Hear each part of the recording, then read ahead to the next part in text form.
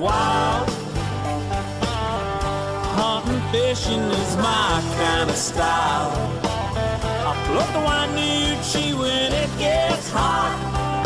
I'm proud of all the things that I've got. I'm digging in moss bags up in the sand, and after work a cold beer in my hand, picking wild berries off God's land, and drinking my buddy's homemade wine. Living Northwest wild. Hunting, fishing is my kind of style. I float the Wainuchi when it gets hot. I'm proud of all the things that I've got. I'm digging in moss bags up in the sand, and after work a cold beer in my hand, picking wild berries off God's land, and drinking my buddy's homemade wine. In the Northwest wild. Hey, good evening and welcome, Fish on Northwest, Dwayne England, flying solo once again as the COVID-19 closure continues. No Barnum, empty seat once again, but hey, we are live, we are relevant each and every Thursday. As long as this continues, we're going to work hard week in and week out to bring you live and relevant content. There is a lot to talk about, even though fishing and hunting is closed as we know it, but there are things going on that you guys need to be up to speed on. So we're going to do our best to bring that information each and every week. So I appreciate you guys tuning in.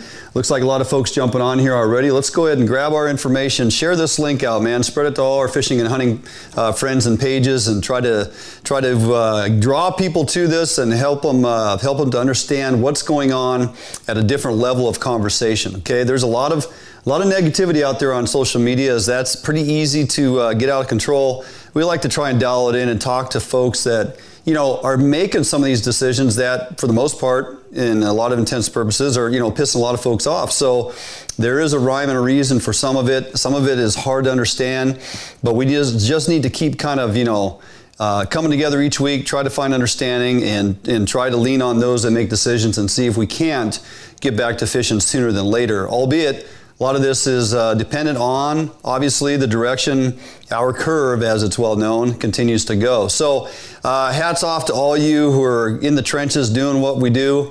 For all those essential employees, whatever level that is, you know, garbage truck drivers, persons working at the pharmacy, grocery store clerks, truck drivers, obviously those of us in EMS and police services, all of it, armed forces, everybody that's involved in keeping things going to the level they are. Hats off to you, especially the nurses. You know, my God, day in and day out, these nurses in these ERs are inundated with having to do this, you know, take it on, you know, case after case after case, along with firefighters on the front line, delivering these people to the ERs as we do. So, you know, big shout out to everybody that's working in the trenches to get it done. But also, you know, hats off to all you folks forced to stay home, trying to find a way to make it week to week without paychecks, home with your kids, trying to keep young ones, little ones entertained day in and day out can be exhausting. It's a complete change to what we're accustomed to doing. So, you know, we all have our personal struggles with this thing, but eventually we're going to get through it. And we're going to get life back to normal. Whatever that future normal looks like, we're going to find a way to be there. So we just appreciate you guys tuning in each week as we will continue to bring you live and relevant information that hopefully helps it make it through the evening, helps you make it through the week with some new recipe ideas and things that we have going on here at Fish on Northwest. So again, appreciate y'all tuning us in. So we are starting an hour early tonight. So if your friends have forgotten about that, make sure you share this out there. Spark a reminder, get them to realize they are starting at 6 p.m., not 7. I want to remind everybody, Fish on Northwest is presented each and every week by Better Homes and Gardens Pacific Commons Real Estate, located in Puyallup, Washington. And of course, our very good friends out there, Defiance Marine, located in Bremerton, manufacturers of the Allied Series, Arima, and of course, Defiance Boats. Find everything you need from Defiance Marine at defiancemarine.com. Okay, with that, Got a lot of stuff going on tonight. Got some great phone interviews lined up as we progress on through the show. We're going to talk with Nate Pampling. He is the Director of Budget and Government Affairs. Sounds like a pretty important title. Well, it's because it is. Nate is actually one of the top players at WDFW that is very involved, very intimately involved in making a lot of these decisions, especially as of late, but even more so. You know, North of Falcon process is finalizing. Tomorrow is April 10th, which brings that to kind of a grinding end, to a point here in Washington State. So we're finding the finishing touches on that as that progresses through. Moving forward, as we look ahead, at some point we will have fisheries, and those fisheries need to be constructed. Those things need to be built in and put in place, so when we do hit the water, we have an option, okay? So Nate is involved in a lot of that, and he's also very involved in a lot of the decision-making that's going on recently. Whether you're for it or against it, he has his hand in helping the department decide which direction they're going to go on a lot of this stuff. So I have an entire sheet of questions for him. As I would expect, a number of you folks have questions as well. Go ahead and fire them off here. You know, get them on here. I'll try to monitor those as best I can and try to insert some of those questions. And if we don't get them answered, moving forward, we'll try to get back with Nate and get some of these that I maybe don't unearth this evening that we can get answered for you. We have kind of a little bonus. We got a couple how-tos in the studio tonight that I'm looking forward to. We'll also have a great recipe of the week with Chef Kelly and Sheri, a new one once again, as Chef was here quite some time ago and we knocked out a bunch of them. So you got a new recipe of the week coming this evening. And of course, we're also going to talk with Sean Kyer, Northwest Fishing Partners. This is a group that he organized, founder and organizer. They're doing some really great things, albeit one of their outlets. One of the things they do is they deal with post-traumatic stress for military folks, armed services, and of course EMS providers, first responders. And their intent here is to deal with PTSD on a level with these folks. Fishing is an outlet that they utilize extensively to give these folks their dose of medication, if you will. That's been taken away right now. So how much does it affect these folks? Well, there's a couple tragic stories that you're going to want to hear. Maybe you don't want to hear them, but it's a matter of fact of to the level some of this stuff goes. So we have some very insightful conversations to have this evening. I'm looking forward to it. But before we get there, I'm going to walk through a list of a few things, looking, around this week via social media and some of the information coming out. What does this closure look like? Where are we at with all that's going on? How does it affect you as a recreational hunter or fisher? Basically, at the end of the day, the department made the decision to close after consulting with local health departments. And of course, on a national level as well, the feds have come out with all the numbers and some of the guidelines and the boundaries that states are choosing to operate within, and of course our own local government. So what does that look like moving ahead? We had a lot of opportunity to look forward to in April, May, and into June. April and May is still questionable. We're talking May 4th, excuse me, but will we get there? Can we hopefully see an opening on May 4th? Today is April 9th. It's a great day for me. I was really looking forward to being out fishing on my birthday, thinking that by yesterday we would have had a decision that was favorable for maybe some lake openers, maybe some local county opportunity within your own county, close to your residence, minimizing travel, a number of things that we'll talk to Nate about later in the show that didn't happen. And it came out on the 6th that it was extended until May 4th. And we're looking at, oh my God, another month. So what are we out? To be honest, spring bear hunts that would have started April 1st have been put on hold. April 4th and 5th has gone by. That was the youth turkey hunt. The department also postponed the turkey opening season turkey, which will be April 15th. That's on hold. Recreational opportunity for lowland lake trout opener slated for April 25th, also on hold. We also had halibut season to open April 16th in Marines Areas 6 through 10 and Areas 1 through 5, April 30th. Those will be delayed. Recreational harvest of spot prawns, Marines Area 5 through 7 and 12. Those have been put on hold or delayed. We had a number of razor clam digs that we were really looking forward to because they were now, they have reverted to morning dig tides. Okay, we get those morning tides and have to be done with your dig by noon. So who doesn't want to hit the beach first thing in the morning, dig some clams, and then do some surf perch fishing? As we roll into spring, the surf perch start congregating up even more, and it becomes a great 1-2 punch if you get opportunity out there on the beach. Well, that is also delayed. Not going to be able to do that until after May. Hopefully they'll extend some of that clam dig opportunity later into the season. We get those dates back in May. So they are looking towards, if we do find things opened up by May 4th, we do have the better part of a month still in opportunity for turkey hunt. Not sure what they'll do with the bear hunts, but it seems like they would extend that all the way through May. We'll have razor clam digs that hopefully get back on the schedule. So there's things to look forward to once we get an opener. A turkey hunt could be right up through May 31st. They might extend it to the middle of June, giving us an almost 6-week season that we would have had to begin with. There's a couple other things to take note of. Hunting application deadlines for the rest of the year have not changed. So any of those hunting applications that you're going to submit, those are still on schedule, because obviously a lot of them don't weigh in until later in the fall when they would become timely. Special hunt applications, that'll open April 20th, closing May 18th. Mountain Day for all of you who were born and raised here in Washington. So April 20th, those dates that opens for your application submittal for all your special hunts that you want to put in for. So, and one thing to think about, refunds for license and permits, if initiated before the opening day. So whichever it is, if you're crying foul and want a refund, as long as you submit that before the actual opening day of that particular season or type of event, you can get a full refund on your license, okay? So there's just some things going on that, are not going on because of the closure. So does this solely land on the shoulders of WDFW? I don't know if a lot of you saw it. We posted up on our Facebook page earlier in the week. There was a letter fired off. Larry Hoff, 18th District out of Clark County representative, wrote a letter with 22 of his colleagues, pretty much all from the Republican ticket. I believe it was 19 representatives and a couple of state senators, fired a letter off to Inslee, and basically were advocating for them to open fishing sooner than later.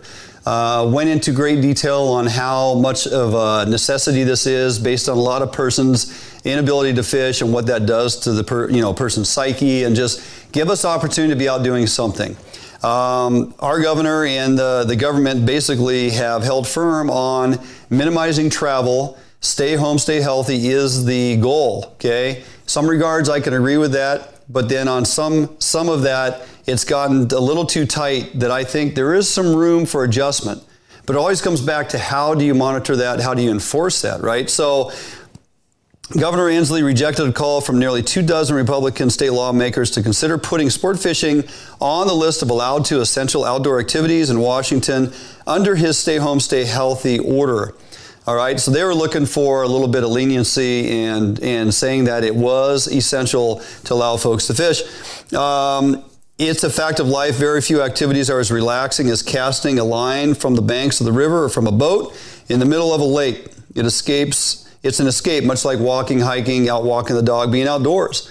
And so 1/3 of the Republican Party was advocating that we get fishing back open. Inslee, in his reply, said he appreciated their advocacy, but in the interest of protecting all people that we support closure of recreational fishing. The two-term Democrat up for re-election this fall that was his reply to the Republican Party and those who signed that letter and forwarded it. But he also stated that the state's list of critical infrastructure adopted from the Federal Department of Homeland Security didn't list it as an essential activity. That's what the governor is hanging his hat on, the fact that it's not recognized as essential, and to minimize persons driving and traveling and going across the state to the east side or out to the coastals, as we talked previous weeks. That's what they're sticking by. So that is why they basically pushed that out to the 4th, because at the federal level, they also kept the closure down till May 4th for a reevaluation. So that is part of the reason behind the department making the decisions they did, aligning themselves with the governor's direction. He's handling this. So Again, we'll have Nate Pampling on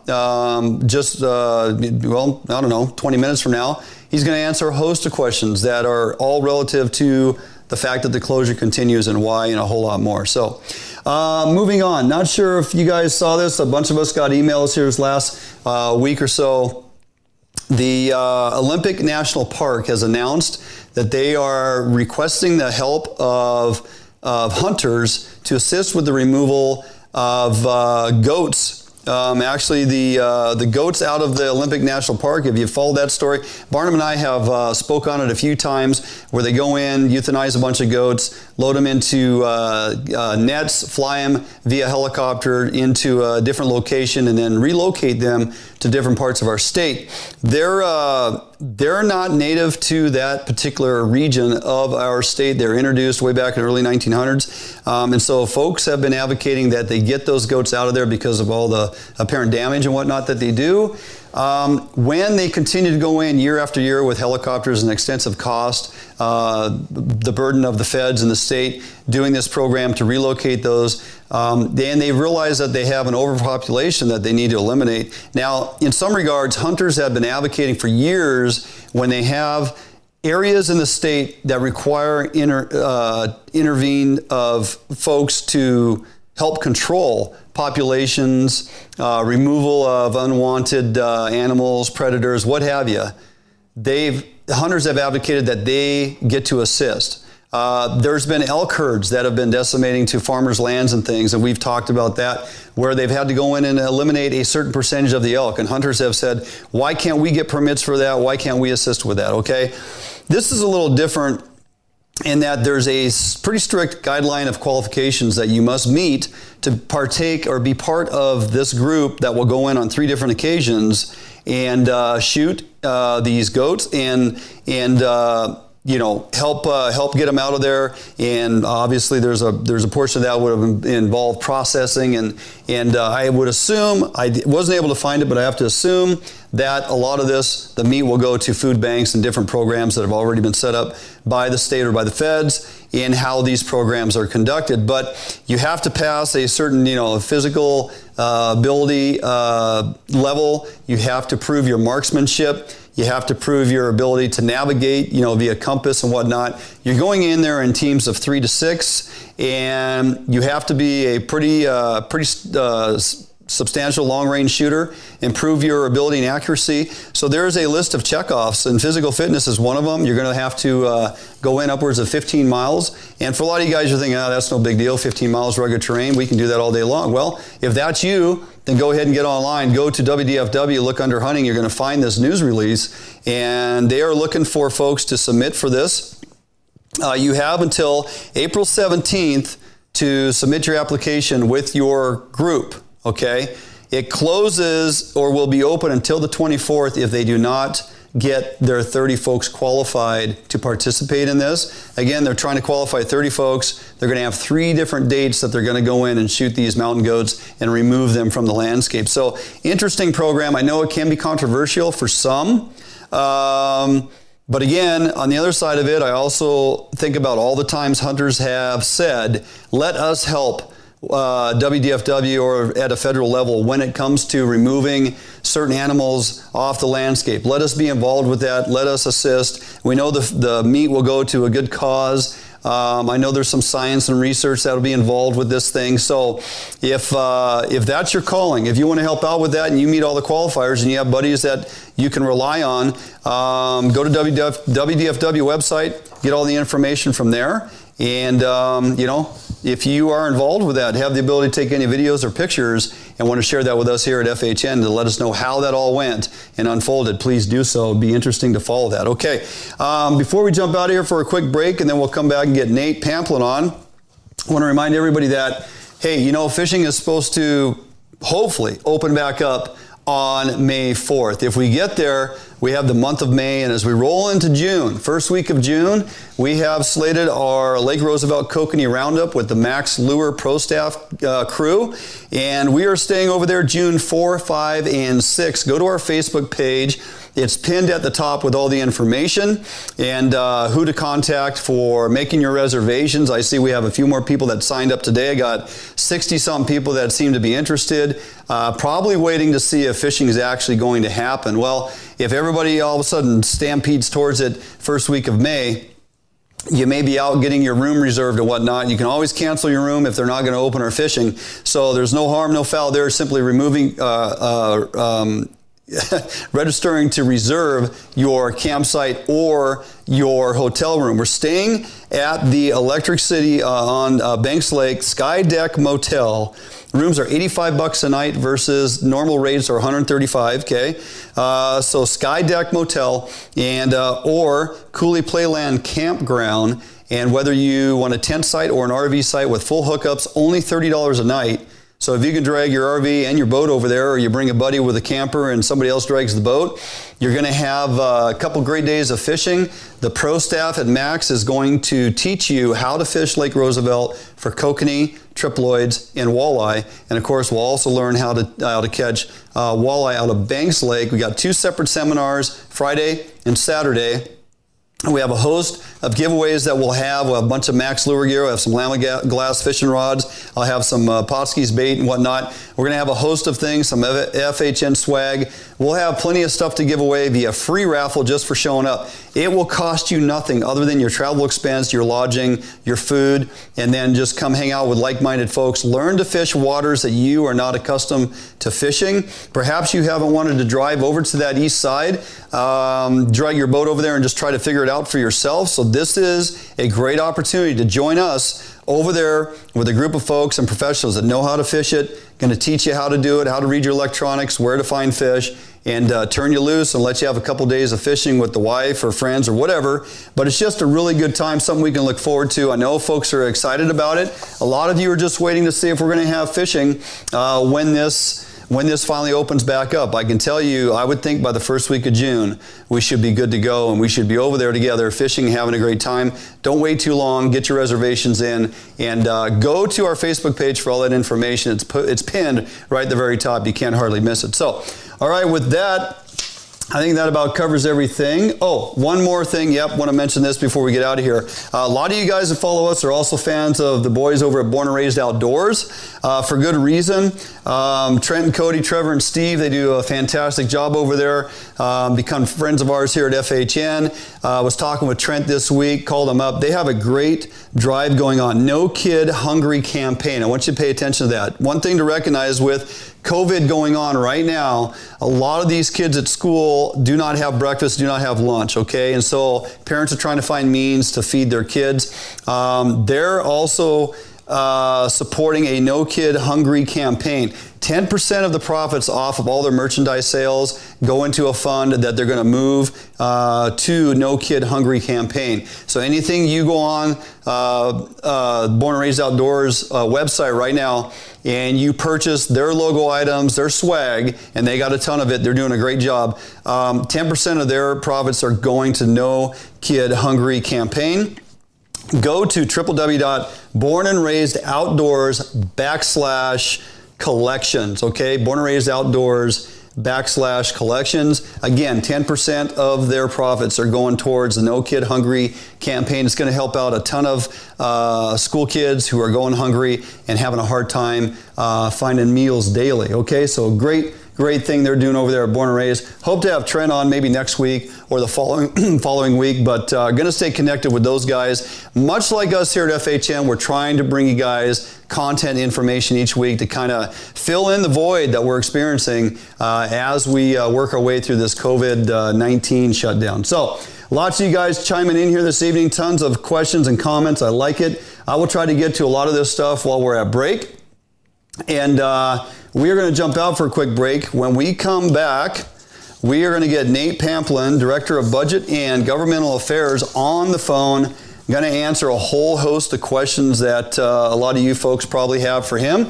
I know I certainly do. and we're trying to wrap our head around this WDFW closure, get somebody at the top that's helping make these decisions to justify exactly why they are making their decisions and what it looks like down the road. What does it look like when we all go back fishing?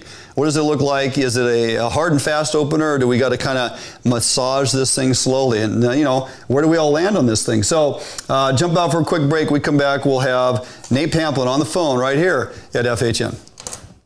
Marine is the one-stop shop for the Pacific Northwest angler. Whether you are looking for a small skiff to fish the Sound or rivers, or a huge offshore tuna machine, Defiance Marine has it.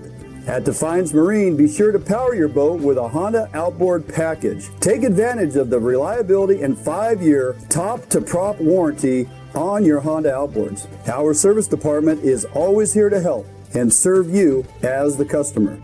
Did you know Defiance Marine has boat financing experts to help get you the best term rates on your new boat purchase? If you need financing for that new boat, call us today.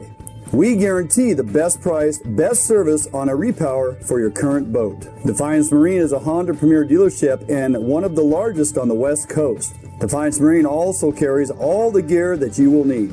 Everything from auxiliary kicker motors to fishing tackle and bait. Defiance Marine has certified technicians that are top-notch at their job. Some of the best in the Pacific Northwest at evaluating your boat issues and problems. Stop in today or give us a call for all your needs at Defiance Marine.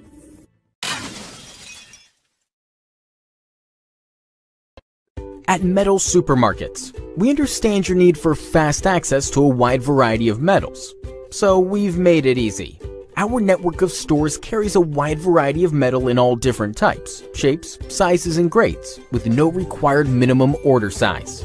Who could ask for more? Simply tell us your dimensions online, on the phone, or in store, and we'll cut or process the metal to your desired size, often while you wait. We offer same-day service and can deliver the metal right to your door or job site.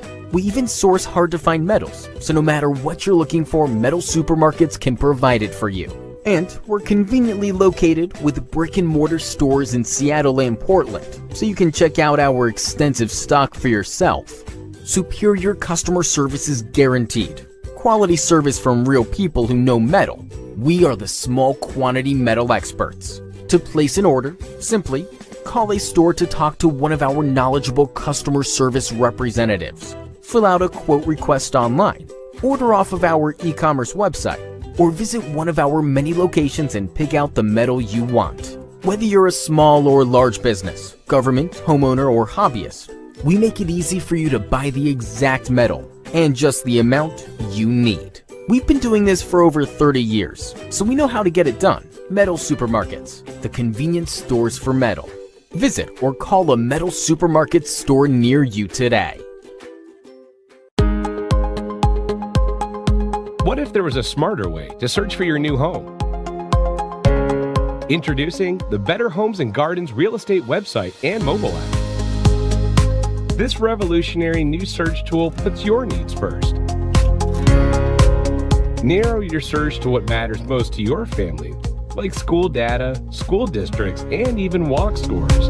Get easy access to your local affiliated agent, as well as unique and local insights about neighborhoods and properties directly within the app. With synced and saved preferences, you'll always pick up wherever you left off. Get your smarter search started today with Better Homes and Gardens Real Estate.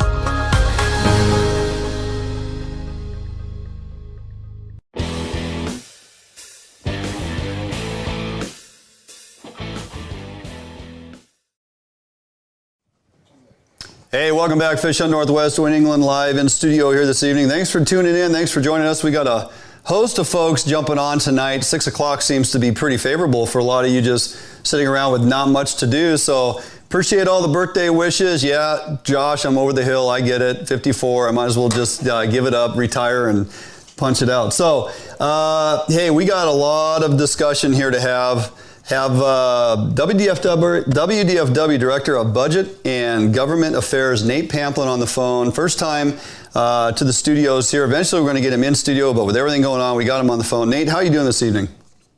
Hey, really good, Dwayne. Thanks so much for inviting me to be on your program. Oh, absolutely. I appreciate you taking the time. So Obviously, you folks, WDFW, have been extremely busy as of late. Not that you're not always busy. I mean, it's a double punch right now. You're just finishing up with NOF and a lot of things going on there. Before we jump into the COVID-19 and the fishing and hunting closures and all that's going on, can you give us a brief update on some of the NOF stuff?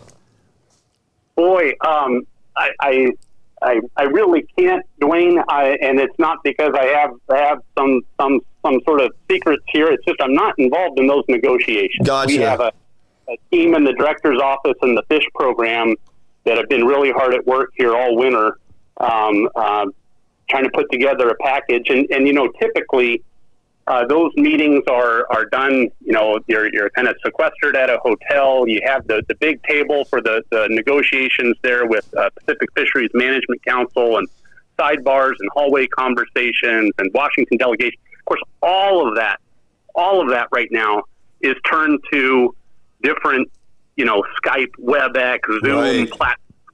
And so I know it's been really tough just because of the pace of those negotiations. Instead of, jumping out of a meeting, bringing together a couple tribes, sorting through the issue, going back in, trying to get it resolved.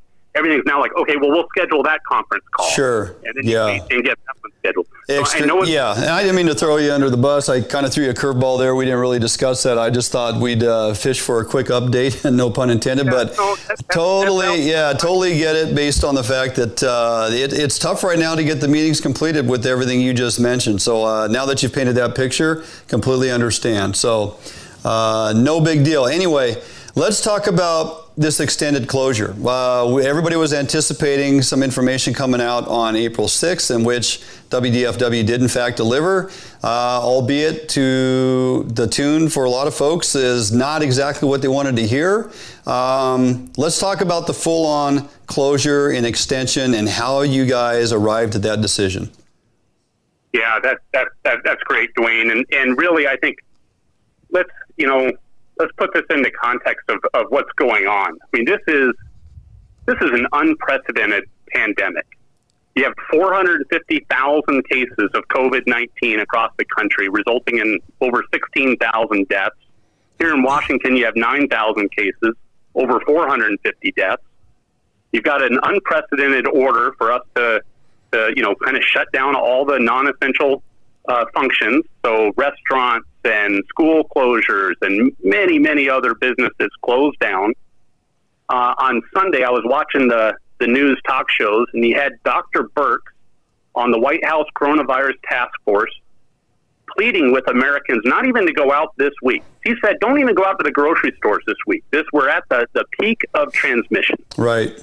And so, when you have that as the backdrop, it's pretty important for us to all do our part. I mean, we need to start thinking about this from a we standpoint and not a me standpoint. Mm-hmm. And I think the faster we implement these social distancing requirements and follow the guidance here, hopefully we can renew this and get back into business and open up recreational opportunities. So that's the overarching standpoint. When I look at, okay, now let's drill down, and there's been the series of closures. And I would share, Dwayne, that, we didn't just jump to closures right away. It started off, back in mid-March, where we had a 4-day razor clam dig scheduled for starting on Friday, March 20th. Right. And there's 30,000 people heading out to rural communities. Right. And talking with local health officials, they were like, please don't do this to us.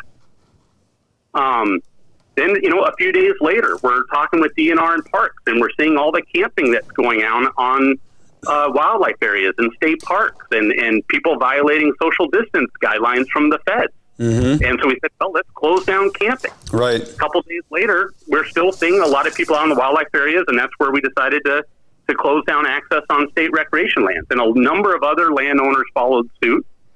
And then we had that governor's order, and as you're aware, we closed down rec fishing and had to cancel the youth turkey season and some of the spring bear permits. And then, as you noted, on Monday, we extended all that through May 4th. Mm-hmm. But those aren't decisions that are made lightly. For I know this, I'm assuming this is true with you, Dwayne. You and I haven't ever met, but hunting and fishing is part of my identity. And I know that's true for 600,000 other anglers in Washington and 180,000 other hunters in this state. And so when you have that opportunity get taken away, it's a sense of loss. And we get that on that individual level. We're also asking that hunting and angling in public and the hikers and others that enjoy our wildlife areas, that they also understand the broader issues of what's going on with this pandemic and trying to reduce the transmission of this highly contagious disease. So I think most have wrapped their head around the fact that by shutting down all opportunity for these outdoor recreational activities and opportunity, the state has fallen in line with the governor's directive, which, ultimately minimizes travel. Was there, as you guys reconvened and went at this as the second time to look at it and evaluate the condition of the state and then where the numbers were and relying on the numbers from the health department, was there discussions that would have walked down the line of, well, what does it look like if we open up, say, for example, lakes, lowland lakes, general lakes that are open year-round and lowland lakes that are up and coming for the opener on April 25th. What would it look like if we opened all the lakes and put in some stipulations folks need to fish within their own county, minimizing travel, but still giving folks an outlet, still giving folks the opportunity, put out some information to remind folks, as you approach the boat launch, if there's a individual launching, just remain in your vehicle until the ramp is clear. I mean, give them clear directives and options. Or does it fall back on, it's too difficult to manage that, police it? How do you institute a program like that? Am I being too narrow-minded to assume that we could actually take a look at something like that, or was it not even something that was on the table for discussion? No, Dwayne, I think those are very reasonable considerations, and those were the considerations that we agonized through, worked through, talked with the governor's office, talked with the Fish and Wildlife Commission, talked with different executives in the agency and staff and enforcement and played through, those scenarios about, hey, what if we just close down areas that we see are really bad? There's just a lot of people congregating. Well, what happens in that scenario is you have a bunch of people on this lake or this water body. And so right there, that's not what you want to see. You don't want to be reactive in chasing those scenarios. But then, okay, so now we issue another news release, on Wednesday, shutting down these 5 hot spots of active spots. People then, hey, the weather's getting nice. People are wanting to stretch their legs, get out and soak a line. They find the next spot that's still open. They go there.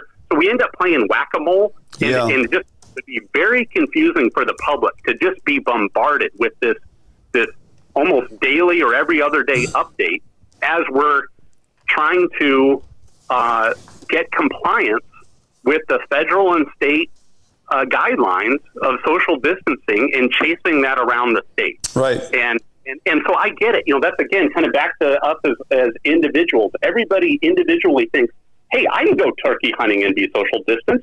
Absolutely. Mm-hmm. I can go trout fishing in my canoe with my family and be socially distant. Yep, we get it. The trouble is one is there's 15,000 of your other friends that are also all doing that, mm-hmm. as well as, if you have to get in a car to go do this activity, that's kind of violating the terms. The point is go out if you need groceries, the pharmacy, or your medical provider, or you're an employee for an essential business. That's kind of why you should be out on the road right now. Sure. And so why we have more people having to check through the enforcement. People are stopping for gas, stopping for groceries. That's something we heard from local communities is they didn't want people traveling to their area, one, to bring the virus to their area. They have small healthcare systems. Right. They don't want to be overwhelmed. Right. Further, when you look at the groceries or other resources, everybody's kind of worried about supply lines right now. Sure. And they're wanting those resources for their communities. We expounded on that the last couple of weeks extensively, just reminding folks that, For a majority of us that recreate, we live in a higher dense population area than the outskirts, than the rural towns, than the little communities of the destination areas that we want to go to. And again, we reiterated the fact they don't have the healthcare systems in place, they don't have the EMS services in place, and they have a high density of retired folks that live within their populations. And so I believe the message has been pretty clearly understood amongst recreational anglers and hunters that there is some concern in that regard. How do we have a complete closure, even for folks like me? And this may come across a little self-serving, but I'm truly asking for the general populace. If you live on water, and I literally have to walk to my dock, can I not fish after the official recognized opening date simply because it's not fair to everybody else in the state? Is that how you come up with a decision like that? Yeah, that's another really tough one, and we thought through that one long and hard as well. And ultimately, Dwayne, and as a hunter, and you think back to, I don't know if you ever went through a hunter ed class, but there's a principle that we abide by as wildlife managers called the North American Model of Wildlife Management. And the philosophy here is that fish and wildlife are property of the state, and where you're, that's in the public trust, and the Department of Fish and Wildlife is charged with responsibly managing that resource. But those resources are managed for the broader public. And so, yes, there might be scenarios where somebody can just, go down and untie the canoe from their private dock and go out on the lake and fish. But really, we're managing that resource. We're stocking those lakes. It's for the public benefit. Right now, the general public can't access it. Sure. So we thought we'd go ahead and shut it down. So there was an element here of fairness, as well as then, okay, so let's just say it's at the local lake and we've got a bunch of folks out fishing. Well, then you're going to have people calling up enforcement and saying, all right, let's go out and trying to find out, are these folks just residents fishing that are right there on property owners of the lake, or did someone come in? And it's like, there's other higher priorities right now during this pandemic than to take our limited enforcement resources and focus on that. Here's the rub, and here's a lot of folks. I've heard this voice, and I've observed it on my own.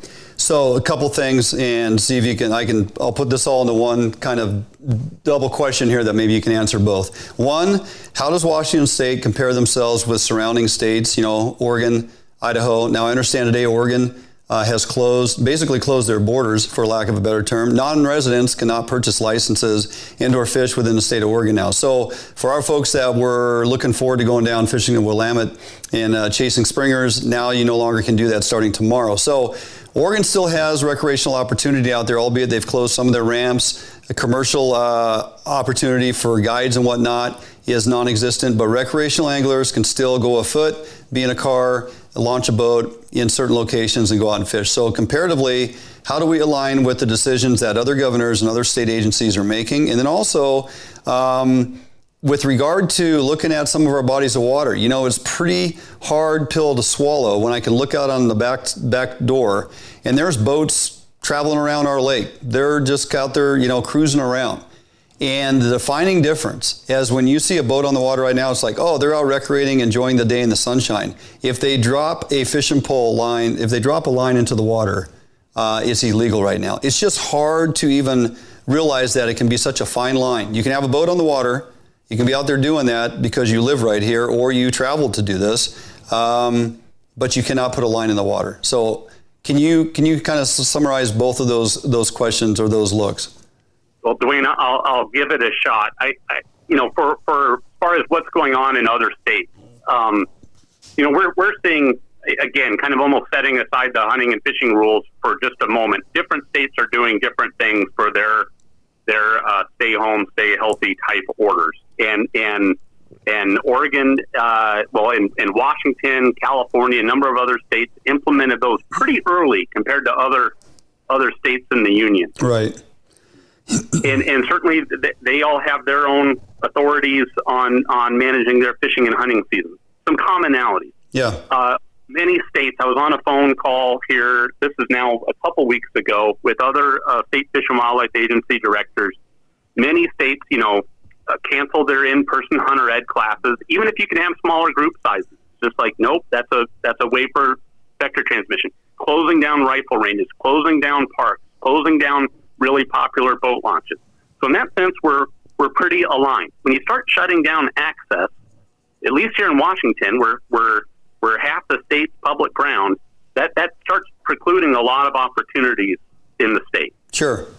So then you have some other states. So I've seen, like, in Utah, I believe their turkey hunters, spring bear hunters are asked to surrender permit. Alaska, they just closed down brown bear spring season. Spring season for brown bear hunting. New York is they're considering looking at doing some recreational fishing impacts. I think California is considering.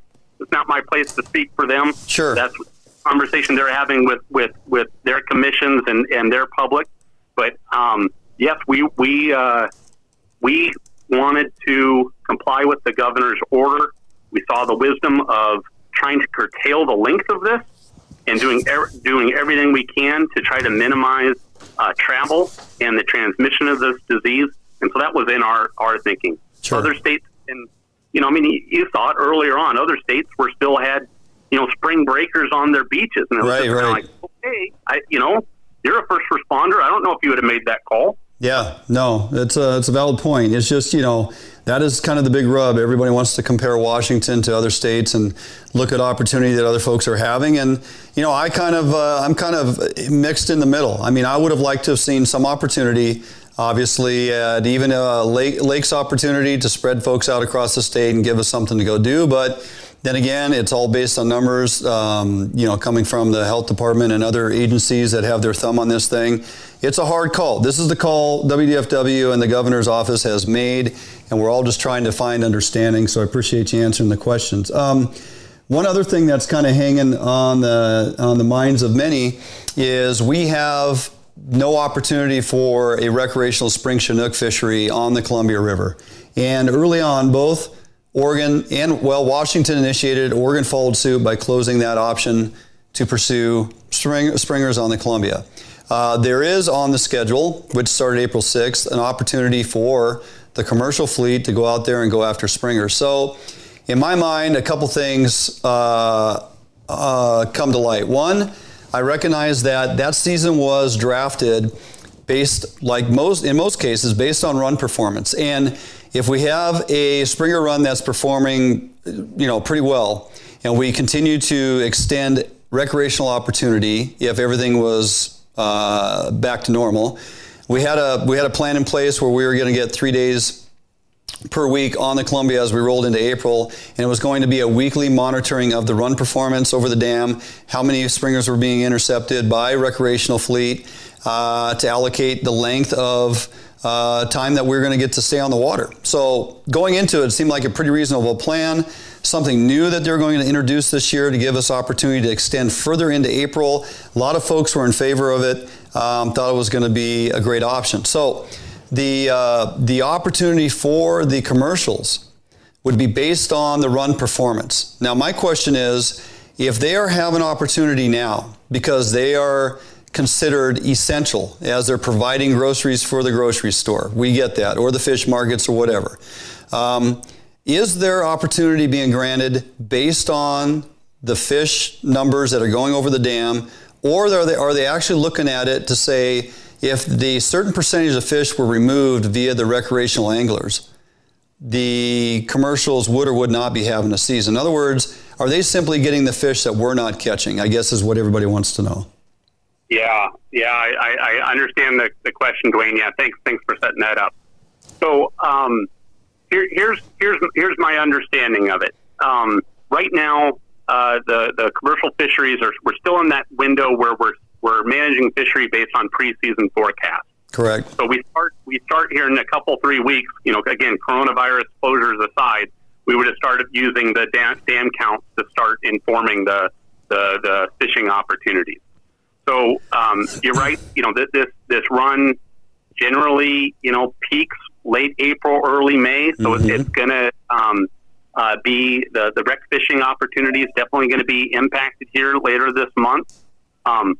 Hopefully, if we're able to be on track here for a May 4th opener, those fish will be moving up River, Zone 6, that's where that wreck opportunity would likely shift, or then, going into the Snake. Right. But we are not planning to shift an unused recreational allocation, if you will, to a commercial opportunity. Okay. And right now, that those takes for setting up that allocation would be shifted to Zone 6, and then shifted further. We would, at that point in time, the run's already past the commercial opportunity. So there really isn't a way to do it, and nor is that something that we would do.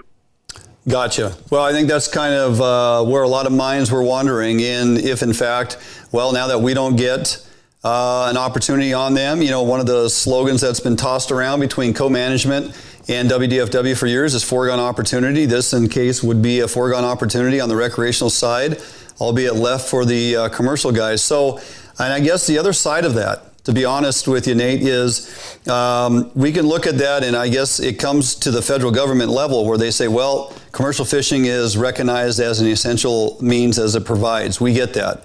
There are many who would say, given the opportunity on a recreational fishery, we are also providing for our own families, providing for our own selves with the opportunity that we're given. Once it's taken away, we don't even have opportunity to provide for ourselves. So how do you draw the line in opportunity to provide for yourself versus opportunity to provide for commercial? Yeah, I as a hunter, as a not very good fisherman, there's nothing more satisfying, I think, than bringing home a cooler full of organic meat. So I get that. I get the pride in that. Sharing meals with family and friends of the catch. That is a tough one. I totally relate to what you're asking there, Dwayne. I think that a couple things. You're right. The commercial fisheries under the Department of Homeland Security guidance for what's an essential function for different industries. Commercial fishing squarely fits in that. Catching, processing, transport, retail, all those components of that from net to table, if you will, is considered essential. Mm-hmm. So why is it different for you and I? Well, one aspect is we're talking about recreational fishing. It is on the recreational side. Now, I get that for we look through. Gosh, there's probably a lot of people that this is a source of meals that they're counting on, and understand those impacts. Hopefully, they still have some packages in the freezer from last year's season that's carrying them along. Of course, there's also food banks and places of worship, other places to go to get food. So folks are kind of in that real hard on your luck situation. There's definitely other programs that can support them. But for many others, where recreational fishing, it's we look through catch record cards, and the average angler in Washington has one or two rows filled out on their salmon catch record card. Sure. So this doesn't necessarily make or break their food requirements, but it certainly does take away a fun recreational opportunity this spring, and that's understand that frustration and asking for folks to comply with the order so we can get through this quickly and get back out in the field. Gotcha. Okay. Well, I appreciate you giving a well-rounded answer the best that you can. I know it's not an easy conversation to have, but it's one that we need to address because it's on the minds of many folks, obviously, tuning in tonight, and all the information that is so freely spun around on social media, as it were. Real quick, we're kind of running a little long, but the conversations have been great, and I appreciate you affording us your time. What does, I got to think, as you guys come together and look down the road, planning and continue to monitor the situation, you have to look down the road as to, okay, what does a reopening look like? Are you having discussions as to really what does a reopening look like? If our curve is down and May 4th and the governor's office says, hey, we're putting folks back to work, we're going to go ahead and open up restaurants, What does WDFW look at as far as an opening? Is it full on, hey, wildlife is back up and running and here we go, whatever hunting and fishing is on the books, scheduled to be open currently, it is fully on open? Or is it something we're going to have to approach more of a soft opening? Kind of give us a little, kind of monitor, give us a little more, monitor. What kind of discussions are you guys having in that regard on long-term planning? Yeah, good question. And that's part of, any part of crisis management is that last phase, that recovery phase. And how do you return to normal? We have spent, my goodness, the past 3 weeks here, like everybody, in scramble mode, trying to adjust work. How do we continue those essential functions within our agency? How do we shift gears for a staff of 1,600 employees? How are we doing it, as we went through that kind of ratcheting and that escalating list of closures that we started the segment off with? So now we're at a spot where, okay, it is time to catch our breath for a moment, and now it's time to start looking at what does that reopening look like? Just thinking about how much has evolved in the past 3 or 4 weeks, I'd expect that kind of pace to kind of continue as far as just how the virus is behaving and how the social distancing guidelines are being implemented and compliance with those. And we're seeing some positive signs right now in Washington. So what does that look like on May 4th? Well, we're just now starting to kind of put together those internal teams, starting to have some of those conversations with rec leaders, looking at, and so Dwayne, I don't know, let me jump to that, as far as whether it's going to be just a binary switch, the lights are on, boom, everybody go out, or is it something that you described where it's a phased in approach? Sure. Eager to get input on that. I think we'll be a lot smarter here in a couple more weeks as we see what's going on in Washington with virus transmission. That'll certainly be something that we watch and will inform our decisions. But I can tell you, I am hopeful. My goodness, another 3 weeks like this is going to be a long 3 weeks for everybody. And I'm certainly hopeful that on May 4th, we're starting to provide some opportunities for folks to get out and play. Right. Well, that's a fair assessment. It's still an unknown. It's all going to be based on numbers and kind of where we land county by county and higher density population areas versus rural. And you guys are going to have to make those decisions, I hope. Everybody, I don't know if we'll see anything that comes to light sooner than later. I don't know if, the curve allows the government to pull back a bit and return a little more to normalcy, albeit taking a chance of doing it too soon, which would be the biggest fear, I think, no matter if we're talking restaurants or different types of businesses or recreational opportunity. Any return too soon that we then abruptly have to bring things to a grinding halt would prove to be devastating. So I'm sure you guys are on top of it and have to make those decisions as you work through the next few weeks. Any final comments before we get out of here?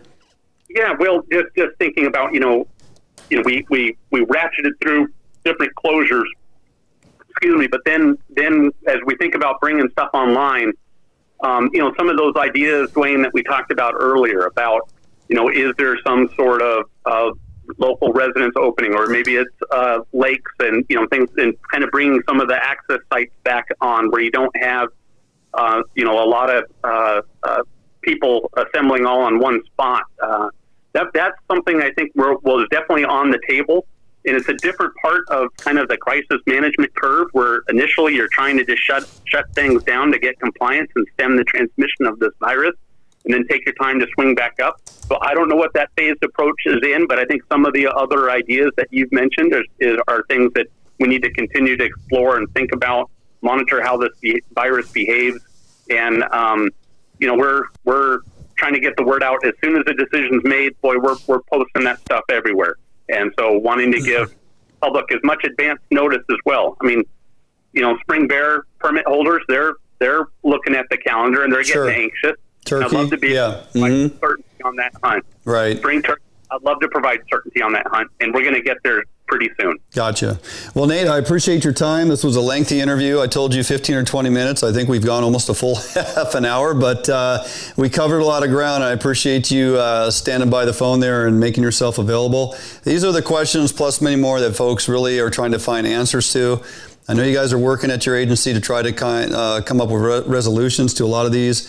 Moving forward, next couple weeks, don't be surprised if you and I are on the phone multiple times, just trying to keep a grasp of what's going on. So I do appreciate your time this evening. Yeah, well, happy to participate tonight, Dwayne, and appreciate the invitation. And if I can be available to help answer questions down the road here, feel free to contact me. Thanks so much. All right. Have a great evening. Thank you very much. Nate Pampling, Director of Budget and Government Affairs, WDFW. I appreciate all you folks chiming in. Lots of remarks, lots of questions. Some of you are, I don't know, you might be kind of ticked off with me based on the line of questions that I'm asking here, but a lot of this was generated out of information brewing and stewing via social media and kind of the angle a lot of you are spinning on it. Look, I can't bring somebody on from WDFW and just be rude and point blank. I think there's a mutual respect that we gotta have to hold on to and then kind of work our way through the process. I'm hoping a number of those answers you found useful, or on the other side of that, you may have found it to be just, political in nature and just Nate answering it based on his position. I felt his information was to the point, and he did a nice job. So with that, and if I want him to come back on the show, we're not going to sever ties in that regard. Anyway, all right, we are a little overdue. We're going to jump out for a break. We come back, we're going to be in the bait lab. Guys have been asking, because I kind of alluded to it a few weeks ago, if you caught the show, I cured up some oversized steelhead eggs that I was making in to Springer baits, albeit now more likely I'll just use those this next fall because I probably won't have any opportunity on tributary springers. We'll see what happens in June. That being said, I had sprinkled on some sardine powder, and a lot of guys blew up my messages and wanted to know how the heck and where do I find sardine powder? Well, guess what? Cat's out of the bag. If you're tuning in tonight, I'm going to show you firsthand how I create my fish-based powders that I use on my egg cures.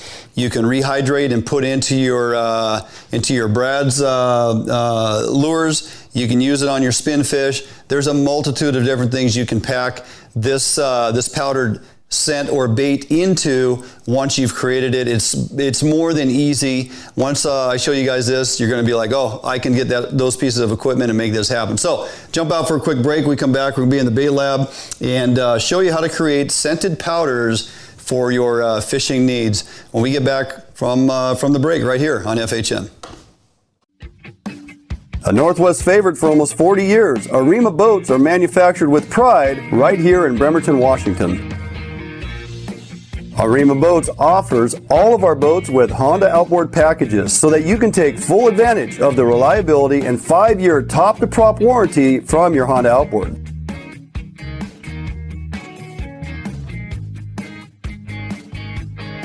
With literally thousands of Arima boats on the water throughout the Pacific Northwest, Arima boats are a proven hull design that offers incredible fuel economy and all of the amenities that a serious angler is looking for.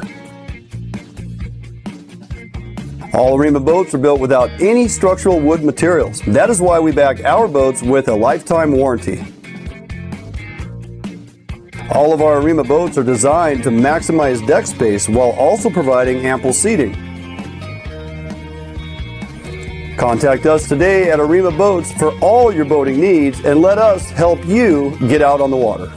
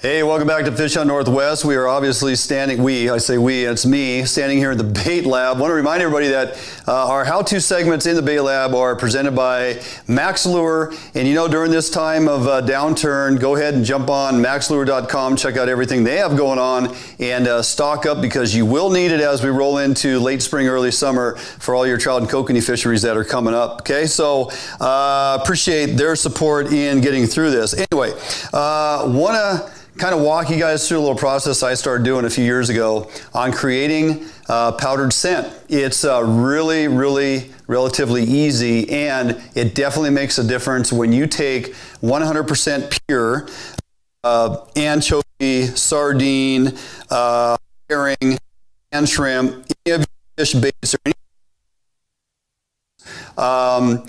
in fishing overall, and if you're able to put that into a powder form and add it in while you're curing your eggs, mix it into your tuna as an additional scent or attractant. Utilize it when you're even making kokanee concoctions with corn and other things, all right? I've always told you, or I've advocated the fact that when you're curing eggs especially, and you want to add extra scents, you don't want to do that because something about the oils that are used in scents, I predominantly use all mics. I'm part of Mike's pro staff, and I feel like Atlas mics is some of the very best quality oil-based scents that you can get that smell so natural in their makeup. But when it comes to curing eggs, anytime you introduce any type of oil into your egg curing process, it halts the natural ability of the eggs to release liquid and fully draw it back in and reabsorb as much of that juice that it has created back into each individual egg. So I stopped doing that years ago after trial and error and realizing what it was doing to my cures. Now that being said, I can create different powdered baits that I can sprinkle on, and if you caught the show, as I mentioned earlier, you caught the show a few weeks ago, albeit I did it late because I dumped it into the bag when I was done, but typically when I have my egg skeins out on the table and I've put my sprinkle cure on there, I will take a shaker bottle, and that's why I hang on to my old Pautzke shaker bottles, is because I put my ground up product in these bottles so I can apply them out of a shaker bottle. So this here, that there is anchovy, okay? That is 100% anchovy, natural in state. It's ground up, basically flesh and skin and fats, amino acids, oils. It's all suspended in that dry, dehydrated matter, okay? When it's rehydrated, when I sprinkle that on top of eggs and they go through the curing process, it rehydrates that flesh. It rehydrates those oils, to the fact that when you have cured your eggs with some type of fish bait that's extremely oily mixed into your cure, and when you cut a chunk of that egg off and put it in the water, if you've done a nice job on your cure, you're gonna see that egg milk out and put out that milk trail, but you're also gonna recognize something different. You're literally gonna have oil coming up off of your eggs. You'll see it rise up out of the water and come to the surface. You haven't added any oil-based product to your cure, but you have the natural oils that are suspended in this dehydrated flesh that is now on your cure, and it's gonna release. So how do we get there? How do we take fish and turn it into powder? It's a lot easier than you think. Now, typically I like to use a lot of sardine. And you can get the sardine fillets at most of your sporting goods stores, although right now a lot of places seem to not be carrying bait because nobody's fishing, and bait's just simply going to go bad if it's left in the store and nobody's buying it. So you're going to be hard pressed to find a lot of bait right now. But you don't necessarily need to waste your money on getting the fillets already done for you.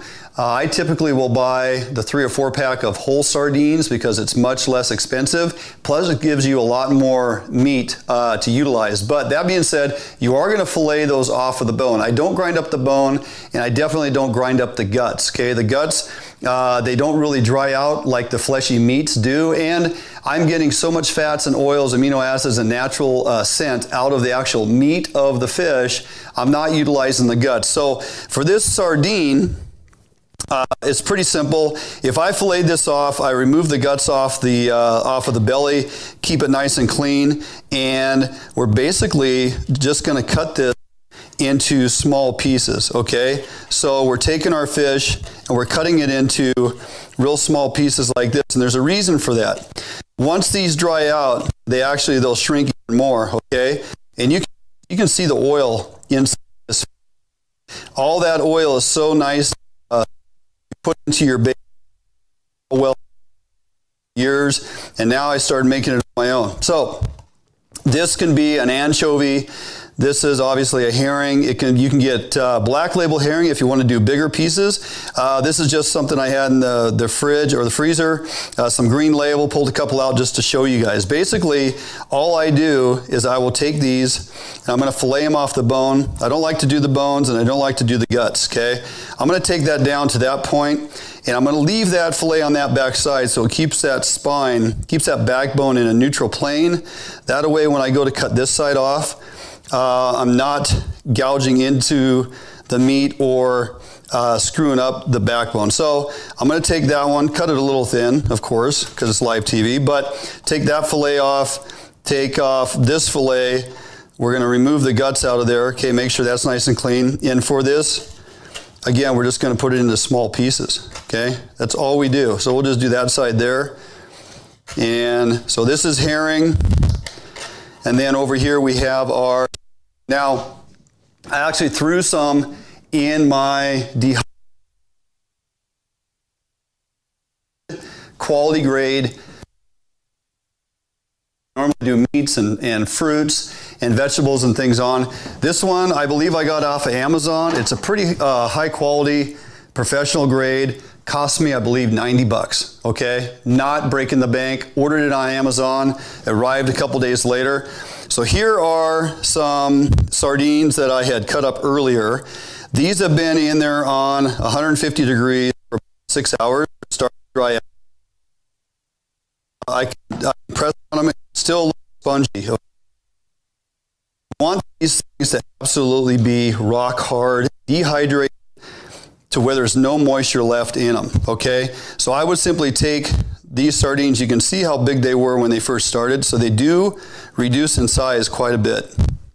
You just basically line these up on your tray and you put them in your dehydrator. Now, depending on the size of your pieces and the size of the fish you're doing, if you're doing mackerel, if you're doing herring, if you're doing anchovy is really small. You spend some time filleting those anchovy, I can tell you that. But that is basically the starting process. This will need to dehydrate for another, probably 10 or 12 hours until they're rock hard, solid, okay? So those will go back in there. Here is, the herring is drying out much faster. Look how small these are. These are almost done. Those have been in there for about, 6 or 8 hours, I guess. They're getting to the point where they're crisp, okay?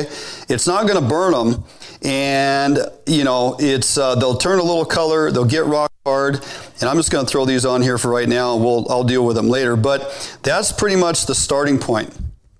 You have to get them absolutely dry, because the next process, wipe my hands off here, the next process is to put them into a powder, okay? For that, I simply got a coffee bean grinder. I know, brainiac, right? Not just any coffee bean grinder though. I got one that definitely has stainless steel blades and plastics. It's durable. The thing works fantastic. Now, one reason I cut stuff into smaller pieces, like this particular protein base here, is because of the size of my grinder. Okay, so I want to be able to put a lot of pieces in here, so I'm not having to worry about my grinder getting gummed up and not being able to grind away. Now this stuff is extremely dry. This was dehydrated. There is no moisture left in this. It just crumbles in my fingers. That's what you want. You want it to break apart and snap like a chip. I would recommend not eating these. You don't even want to know what this stuff is. I'm not gonna tell you, but it is from a fish. I can tell you that. And again, the stainless steel blades, a metal grinder is going to last a long time and do a real nice job. So we literally, you can just see that stuff getting tossed around in there, and in short order, it has basically pummeled that into a real fine powder, okay? That is 100% natural product from a fish. It has all the essential oils, again, amino acids, natural scents, and everything else that we would want in there. Look at this. I can dump this right out on the counter there, okay? That took no time at all to create that nice pile of scent additive. Now, any of these, anchovy, sardine, herring, mackerel, some of your oily base tuna. I definitely have tuna belly. That takes a long time to dry out because it is so oily, but I'm telling you, once you get it dried, once you get it dehydrated and grind it up, the powder, the finite powder that it creates, and you can sprinkle that into your cures, you can sprinkle that into your, into your spin fish, you can pack that into any of your Brad's lures on your super baits. All of this works simply by rehydrating it and packing it in there, and it lasts a very long time because it's 100% natural. So there you go, little insight on how to make some powdered scents. Add to your cures, fish as standalone scents and baits. Works fantastic. Give it a try. And if you have success with it, send me some pictures, send me a message on Facebook. Keep in touch with us. Let me know how you do. And if this helps you in any way, shape, or form, also respond. Just give me an idea. Think this is a good idea? Think it's a waste of time? Have some of you guys been doing this before? I haven't talked to anybody that's been doing this. Again, I started doing it a few years ago. I had a desire to create natural powdered scents. I found a way to make it. I fished it for a couple of years and it works fantastic. So, little investment on your side. Give it a try. Let me know how you do. All right, we're going to jump out for a quick break. We come back, we're going to be in the kitchen for this week's recipe of the week with Chef Kelly and Sheri, and we're going to get to that and be back. We'll be back in the kitchen when we come back from this break right here on FHN.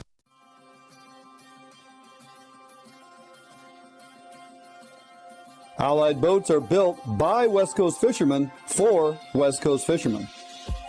Deep V 21-degree dead rise at the transom guarantees a smooth ride no matter the conditions. Allied offers all of our boats with Honda outboard packages so that you can take full advantage of the reliability and 5-year top-to-prop warranty from your Honda outboard. Allied boats range from 19 to 32 foot in length, so no matter what type of heavy gauge boat you are looking for, we have it for you.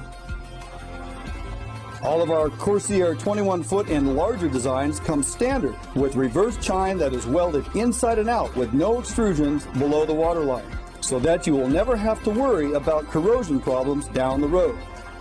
Get out on the water today in a boat that you can trust and enjoy with Allied Boats. Contact us at Allied Boats today to learn much more about our incredible fishing machines.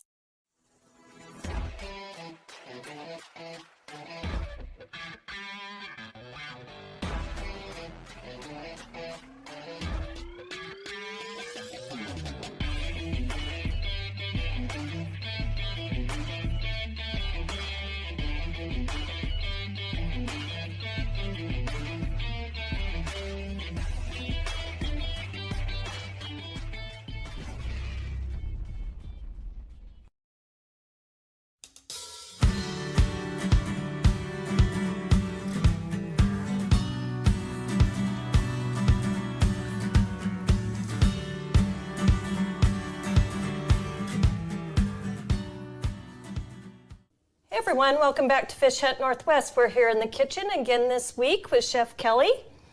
And I see tuna and I think seaweed. Yeah, good. Yeah? Good job. Yeah.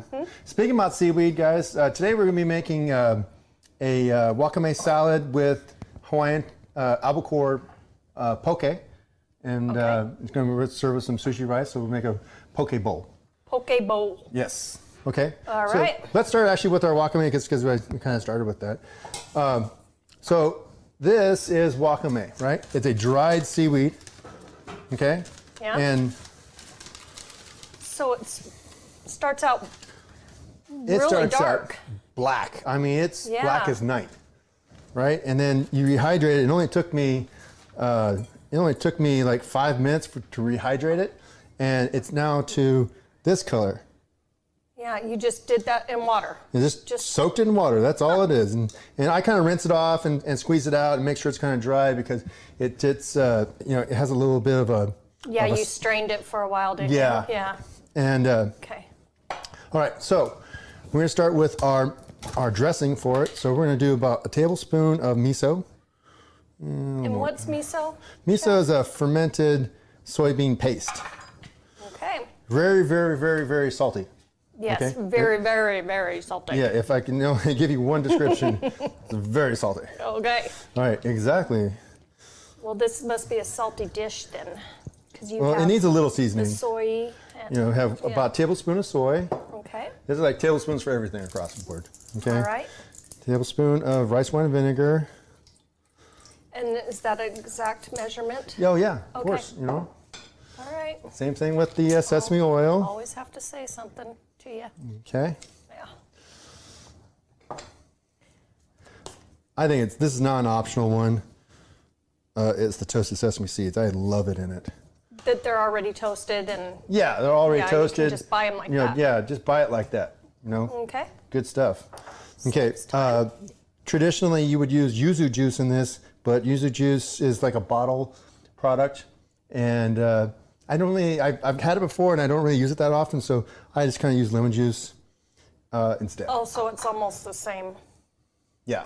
Yeah. Very Okay. similar. Okay. Okay, that was Just a table. fancy word for lemon juice. It's its own juice. It's a really oddball kind of a citrus. It's doesn't have a lot of juice to it. Yeah, it's just hard to find here in the States.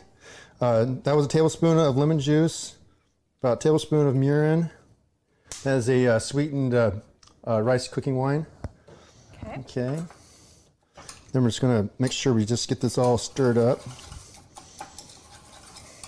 It's the miso is the problem. Oh yeah.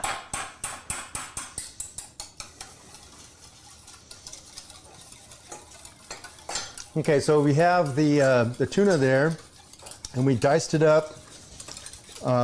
You know, tuna has a little bit of sinew to it, so just kind of cull through it, and just make sure you don't have too much sinew in it. There's top loins and there's bottom loins too, and I like top loins the best. That's my favorite. Okay, well, hopefully we always get you the top loin then. Well, duh, that's what you said. You only give me the finest, right? Yep, we sure do. Uh-huh. Yep. Okay, so Only the best for you, chef. okay, so we're going to toss this. I want you to taste it with me. So this is that was about 2 cups of seaweed. Oh no, we're good. Okay. So we don't need the rest of this dressing. Okay. Okay. All right, so our So that seaweed is salad is the wakame seaweed salad. Okay. That's already done. Got that. Okay, now we're gonna work on our poke. A And you use a lot of the same ingredients, I see. lot of the Yeah? same ingredients. This is about 12 ounces of tuna. Okay. Yeah, you can Hand pour that to too. me. Thank you. This is half a small onion. We're gonna use about half of this. So a quarter of a small Maui onion, one of those super sweet ones. Yeah. Right? Quarter cup of green onions, the tops. Yep. Chives. I put a little bit of cilantro in mine, but that's kind of optional. That's about 2 tablespoons. Sounds good to me. Okay. Ginger is not optional. Typically people will say 1 teaspoon. I kind of leave a little bit extra. So that's about 2 teaspoons of ginger. And we're going to use about 1 red Fresno chili. These things are not that spicy. Actually, I'm going to put some in my wakame too. Oh yeah. Yeah. Those look good. Okay. Yeah. If you don't know what Adds a lot of color. Yeah, right? Yeah. If you don't know what a red Fresno chili, this is this guy. You've probably seen him. You're like going, that guy looks a little spicy for my taste. And really, it's not. 2 teaspoons of sesame oil. Okay.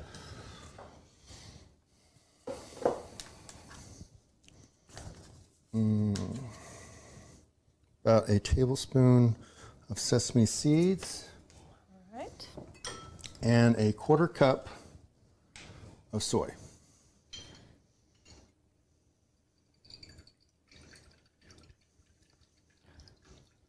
A lot of soy. Actually, we're going to do just a hair less than that because Okay. typically that's for a pound is the quarter cup. Okay. And so we're going to do just a little bit less. So that's like 3 tablespoons of soy. Okay. And we're just going to toss, toss, toss.